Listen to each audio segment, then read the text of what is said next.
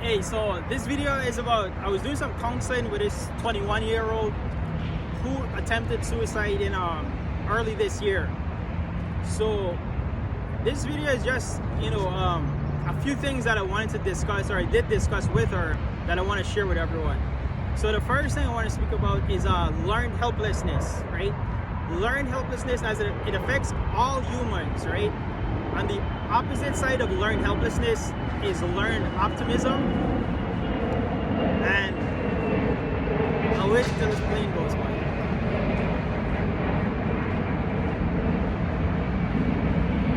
Yeah, so the gist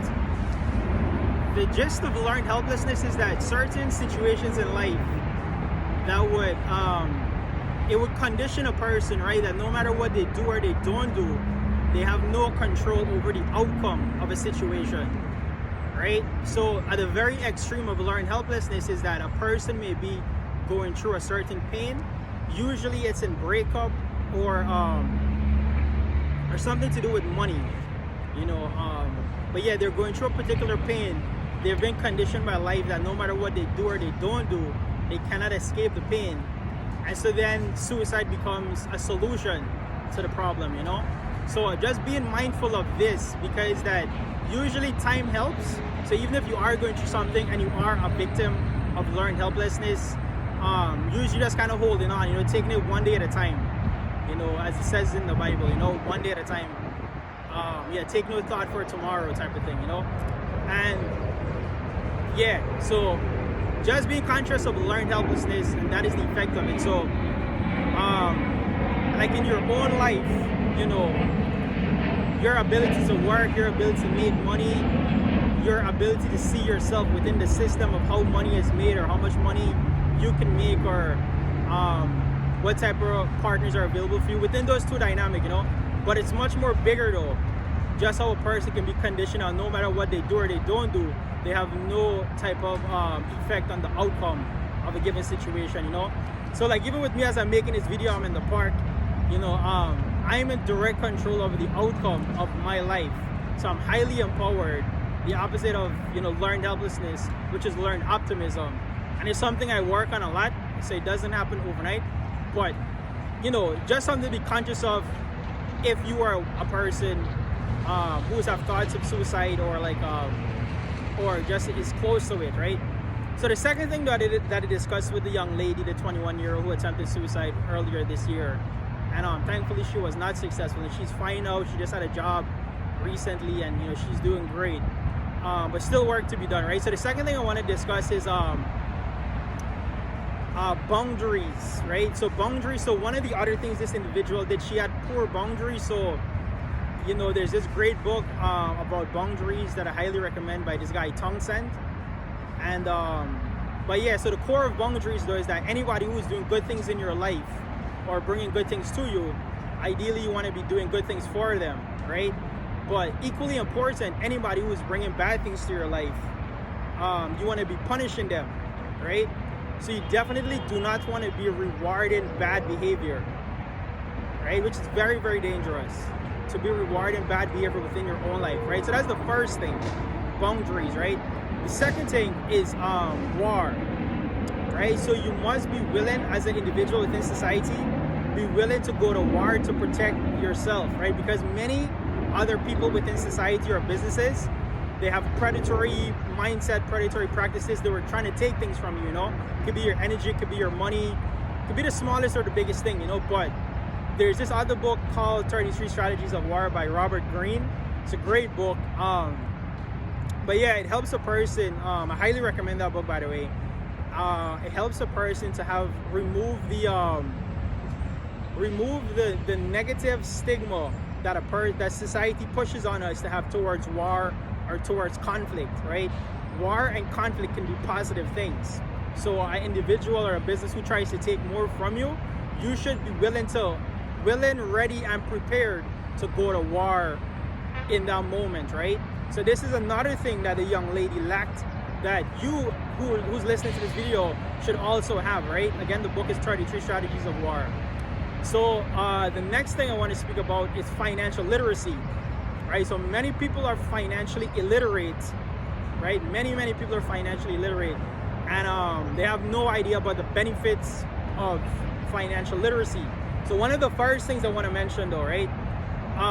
Like $25,000 in US dollars into Uber, which is a company I work with, in 2009, today it would be worth roughly $1 billion, right? And this is just due to compounded interest and how these things tends to grow within this given, with the stock market. But the second and important thing though with regards to budgeting, so a lot of people say, oh, they don't make a lot of money, they live paycheck to paycheck, so they don't see the value in budgeting. But budgeting allows you to divide up your money to different accounts.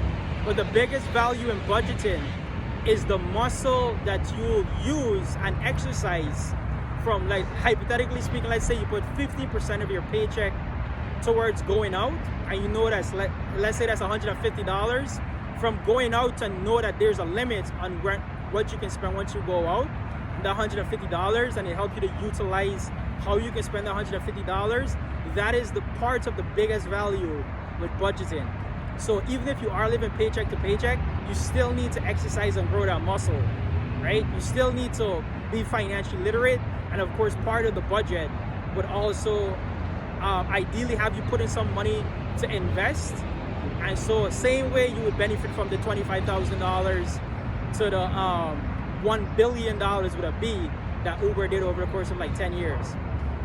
The last thing I want to speak about that I didn't get a chance to speak to this young lady about, but it's very important, in terms of the empowerment that you may need to maneuver in life to avoid life beating you down, and make you potentially want to commit suicide. But the last thing is social connections, right?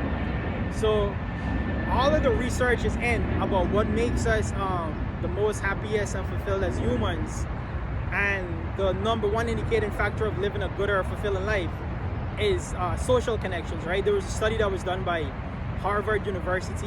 It was done for like 100 years, 3 different professors, and it was like 100.